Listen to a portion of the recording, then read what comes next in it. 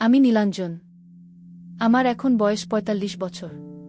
একটা প্রাইভেট কোম্পানিতে মাঝারি মাপের চাকরি করি, যা মাইনে পাই তাতে মোটামুটি মন্দ চলে না। বিয়ে করেছি আজ প্রায় ১৫ বছর হল। বুয়ের কথা পরে বলা যাবে, আজ বরং নিজের কৈশোর থেকে যৌবনে পা দেওয়ার সময়কার বিভিন্ন ঘটনা এক এক করে বলতে শুরু করি। আমি স্কুল লাইফে খুব ইন্ট্রোভার্ট ছিলাম, যাকে বলে চুপচাপ, ভালো ছেলে গোছের। কিন্তু যা হয়, ভেতরের কামের তাড়নাটা কোনোভাবেই কম ছিল না। তখন ক্লাস 12-এ পড়ি একটা নাইট কলেজে। পড়াশোনায় মন কম ছিল, আর দিনের বেলা পড়া ছাড়া সেরকম কিছু করার অবকাশও ছিল না। কারণ তখন না ছিল মোবাইল, আর বন্ধুরাও দিনের বেলা কেউ থাকত না। তাই একটু বেলা হলে রাস্তায় বেরিয়ে একটু ঘুরে টুরে এদিক ওদিক দেখে মেয়েদের দূর থেকে দেখে টেকে বাড়ি চলে আসতাম। কোনো প্রেমিকা বা গার্লফ্রেন্ড এসব তো ছিল না। রাস্তা ও বাড়ির আশেপাশে মেয়ে বলতে লোকাল ইয়াং কাজের মেয়েগুলোকে দেখতাম আর সবকিছু পর্যবেক্ষণ করে যেতাম। এভাবে দিন যেতে যেতে একদিন একটা ব্যাপার ঘটল। আমি যে হাউজিংয়ে থাকতাম তার পাশের হাউজিংয়ের একটা ফ্ল্যাটে ৩ তলার বারান্দায় একটা কাজের মেয়েকে প্রায়ই দেখতে পেতাম। বয়স আন্দাজ ১৮ হবে, একটু বেটে খাটো, গায়ের রং চাপা, একটা মোটা বিনুনি আর মুখটা মিষ্টি। কিন্তু যেটা আমার চোখ টানত বেশি করে সেটা হলো ওর চালচলন। ও ৩ তলায় দাঁড়িয়ে থাকত, রাস্তার ধারের ফ্ল্যাট। আর আমি বাইরের রাস্তা দিয়ে হাঁটতে হাঁটতে মাঝে মাঝে তাকাতাম, দেখতাম। কিন্তু কোনো অভিব্যক্তি চোখে পড়ত না ওর। ওর দিকে তাকিয়ে ভাবতাম, একে পটাতে পারলে দারুণ আনন্দ হবে। রাস্তাঘাটে মেয়েটাকে ফলো করতে শুরু করলাম। যখন বাজার বা দোকানপাটে যেতে দেখতাম, কখনো এক পিস ফ্রক, কখনো জামা আর স্কার্ট এসবই পরতে দেখতাম।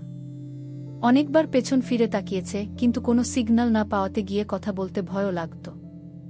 একদিন সন্ধেবেলা ওর পিছু নিয়েছি। দেখলাম নিজের বাড়ির রাস্তা না ধরে একটা গলি ধরল। ওই গলিতে লোকজন খুব কম যাতায়াত করত, কারণ ওটা দিয়ে একটা মাঠে যাওয়া যেত, আর তার পাশের একটা হাউজিং ওটাকে শর্টকাট হিসেবে ব্যবহার করত সবাই। তবে বেশি লোক যেত না। পেছনে হাঁটছি, ও একটা নীল স্কার্ট আর কালো রঙের টপ পরেছে। আস্তে আস্তে হাঁটছে। আমি ২০ ফিটের মতো ডিস্টেন্স রেখে হাঁটছি আর ভাবছি, আজ কি ভাগ্য খুলবে। সেদিন যেন ও একটু আস্তে হাঁটছিল। হঠাৎ দেখি ও দাঁড়িয়ে গেল আর পেছন ফিরল। আমি তো ভয়ে থেমে গেছি, ভাবছি কেস খাব নাকি। দূর থেকে ও আস্তে বলে উঠল, এই যে শোনো গো। আমি তো ভয়ে ভয়ে কাছে গেছি। বলে উঠলাম, কি? ও বলল, তুমি রোজ আমার পেছন পেছন আসো। বারান্দায় দাঁড়ালে নিচ দিয়ে যাও। কিছু বলবে আমাকে? আমি আমতা আমতা করতে লাগলাম। ও বলল, উফ বিতু। শোনো, আমার নাম মান্তু। কোনো বাড়িতে কাজ করি, তা তো জানোই। তুমি তো ভালো বাড়ির ছেলে, তো আমার পেছনে কি করছো? যদি কিছু বলার থাকে বলে ফেলো, আমার দেরি হচ্ছে গি। আমি বললাম, তোমার সাথে বন্ধুত্ব করতে চাই, কিন্তু বলতে ভয় পাচ্ছিলাম গু। ও বলল, কেন, ভয় কিসের? আমি বললাম, না মানে যদি তুমি কিছু বলো গু। ও বলল, ও বুঝলাম। না, আমার ভালোই লাগবে বন্ধু হলে। পরশুদিন দুপুর ১২টার পর একটু বাড়ির রাস্তার নিচে এসো, তখন কেউ থাকবে না বাড়িতে গু। আমার তো মন নেচে উঠেছে শুনে, কিন্তু সেটা চেপে রাখলাম। সামনে বললাম, বেশ, আমি নীল গু। একটা হ্যান্ডশেক করব। মান্তু হাতটা বাড়ায়। আমি হাতটা মুঠো করে ধরে হ্যান্ডশেক করি। আমি একটু কাছাকাছি এসে যাই। এদিক ওদিক দেখি কেউ আসছে কিনা, দেখলাম না, আশেপাশে কেউ নেই। হাতটা ধরে আরও কাছে এসে ফিসফিস করে বলি, আমরা বন্ধু তো আজ থেকে। অনেক গল্প করব উ। ওর চোখেও যেন কাম দেখতে পাই, নিঃশ্বাসটা ভারী হচ্ছে। বুঝতে পারি ও আস্তে বলে ওঠে, হ্যাঁ করব তো উ। আমার সাহস বেড়ে যায়, একটু দুষ্টুমি করি ওর সাথে। মান্তু বলল, ইস কি অসভ্য। এত তারা কিসের? পরশুদিন যেটা বললাম করো, বুঝেছ?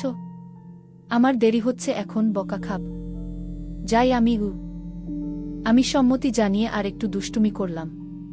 ওর তারা আছে বলে ও দৌড়ে চলে যায়, আর আমি ওর দৌড় দেখতে দেখতে ভাবি, ভারী মিষ্টি মেয়েটা।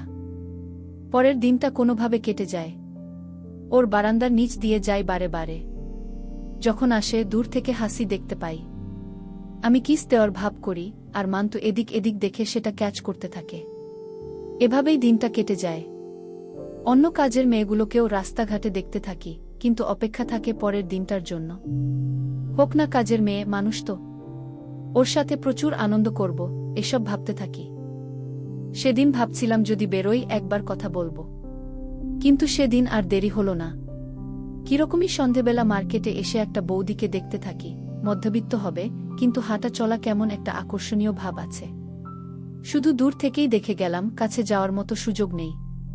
সেদিন রাতে ঘুম আসছিল না, এত এক্সাইটেড লাগছিল। বারে বারে মনটা চঞ্চল হয়ে উঠছিল। এসব ভাবতে ভাবতে ঘুমিয়ে পড়ি। সকালে উঠে নিত্যদিনের মতো সময় তো যাচ্ছে, কিন্তু মন তো ছটফট করছে। আবার মনের কোণে একটা অজানা ভয়ও লাগছে, বাড়িতে ঢুক নাকি অন্য মতলবে, কে জানে, কেউ যদি দেখে ফেলে। এসব আকাশ পাতাল ভেবে চলেছি। এদিকে মন কেন যেন বলছে সুযোগ আসছে, ব্যবহার করে নাও। সময় যেন কাটছিল না। বেলা তখন 11:50। একটা পায়জামা আর একটা টি শার্ট পরে রাস্তায় বেরিয়েছি। পাশের হাউজিংয়ে মান্তুদের বিল্ডিংয়ের নিচের রাস্তায় ঘোরাফেরা করছি আর ফাঁকা তালে ওদের বারান্দাটা দেখছি, কেউ নেই। তখনও ভাবছি মেয়েটা আসবে তো, কেন ডাকল। এ সময় ঘড়ি দেখলাম 12:10 বাজে, কারো পাত্তা নেই বারান্দায়। বিরক্ত লাগছে, উৎকণ্ঠায় ভুগছি, মুরগি হলাম না তো। কিন্তু না, ওই তো বারান্দায় এল। ওই তো মান্তু, চুলটা খোলা, আবার ভিজে ভিজে, তার মানে স্নান করে বেরিয়েছে। একটা লাল টপ আর কালো স্কার্ট পরা। বারান্দার প্রায় নিচটায় এলাম। রাস্তায় ভয় লাগছে, এদিক ওদিক দেখছি, যদি কেউ দেখে ফেলে। মান্তু একটা ছোট ইশারা করে নিচে তাকাতে বলল। আর একটা ছোট্ট কাগজে মোড়া কিছু নিচে এসে পড়ল। গুটি গুটি এগিয়ে ওটা তুললাম। খুলে দেখি একটা চাবি। উপরে তাকাতেই দেখি ইশারায় ওদের বিল্ডিংয়ের মেইন গেটটা দেখাল। এতক্ষণে বুঝলাম গেটে তালা পড়ে যায় আর সব ঘরে চাবি থাকে, এটা সেই চাবি। তার মানে ডাকছে আমায়। আস্তে আস্তে এদিক ওদিক দেখে ওদের বিল্ডিংয়ের নিচের গেটের সামনে গেলাম আর তালাটা খুলে ভেতরে ঢুকে গেট বন্ধ করে দিলাম। 3 তলায় উঠছি। এসব ফ্লোরে 2টা করে ফ্ল্যাট।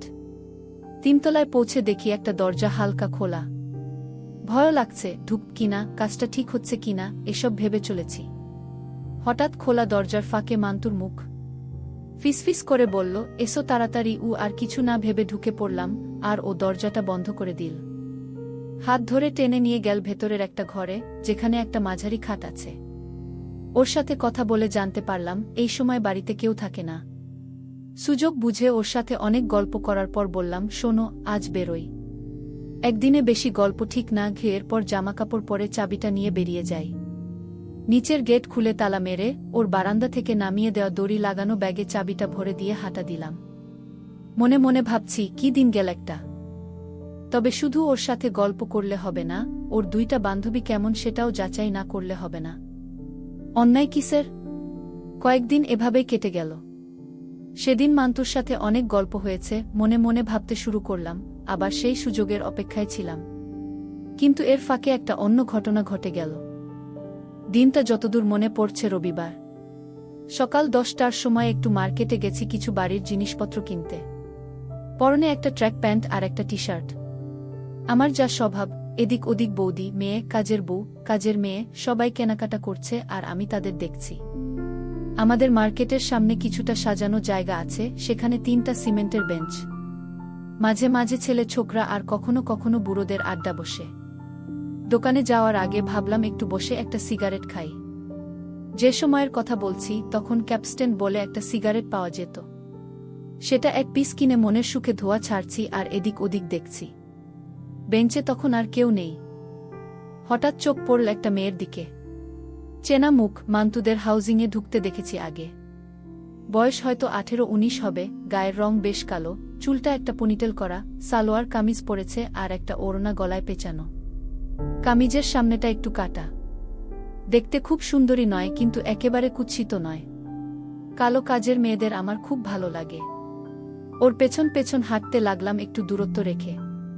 মার্কেট পেরিয়ে একটা গলি আছে, যেটা দিয়ে মেইন রাস্তায় গিয়ে অন্য ব্লকের আরেকটা মার্কেট পড়ে, মনে হচ্ছে সেখানেই যাচ্ছে। হাঁটতে হাঁটতে দেখলাম ও অন্য মার্কেটেও ঢুকল, আর আমি অপেক্ষা করতে লাগলাম। মিনিট 10 পর দেখি ও আসছে। চুলটা একটু ঠিক করে নিয়ে তাকালাম, চোখে চোখ পড়ল।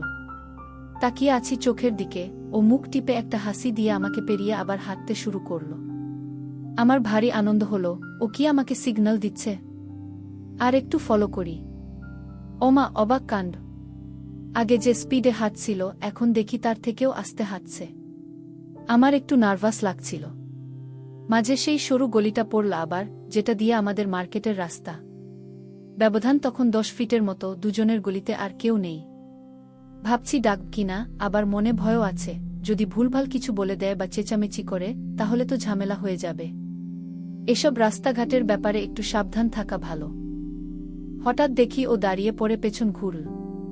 একটা শীতল স্রোত যেন বয়ে গেল আমার শরীরে। ওর মুখে সেই মুচকি হাসি আর চোখে যেন অন্য কিছু। মেয়েটা বলল, তুমি তখন থেকে আমার পেছন পেছন আসছো কেন? আস্তে করে 3 ফুট দূরত্ব রেখে জবাব দিই। আমি বললাম, না মানে কিছু বলবে? ও বলল, আমাকে বলবে। আমাকে কি বলতে চাও? সাহস একটু বাড়ালাম। আমি আস্তে করে একটু ফিসফিসিয়ে বলে উঠলাম, তোমাকে অনেক দিন ধরে দেখি। আমি ভাবছিলাম বন্ধুত্ব করবে কিনা ঘে। ও বলল, তুমি তো আমার পাশের হাউজিংটায় থাকো, তাই না? আর আমি মান্তুদের হাউজিংয়ে থাকি। মান্তুকে তো নিশ্চয়ই চেনো। ওর বারান্দার নিচ দিয়ে যাতায়াত করো, তাকাতেও দেখেছি কয়েকবার। তো আমাকে কেন বন্ধু করার ইচ্ছে হলো? আকাশ পাতাল ভাবনা আমার মনে গিজগিজ করছে। তখন বললাম, দেখো, তুমি ভুল দেখোনি, কিন্তু তার একটা কারণ আছে গিউ। ও বলল, শুনি, কি কারণ? বললাম, আসলে ভেবেছিলাম মান্তুর সাথে আলাপ করে ওর সাহায্য নিয়ে তোমার সাথে আলাপ করব। ও বলল, ও বাবা, একজনের সাথে আলাপ করবে তারপর সে আলাপ করিয়ে দেবে ভেবেছ? কোন জগতের দিনু নাকি তুমি? নিজেই তো কথা বলতে পারতে, তা আজকে কি করে পারলে? আমি বললাম, না মানে আসলে আমি ও বলল, থাক হয়েছে, দৌড়, বুঝে গেছি। ঠিক আছে, আমার বন্ধু হতে আপত্তি নেই, কিন্তু তোমার বন্ধু বান্ধবেরা যদি তোমার সাথে আমাকে কথা বলতে দেখে তখন তো তুমি নিজে মুশকিলে পড়বে, তাই না? আমি একটা বাড়িতে কাজ করি, তুমি তো আর তা নও।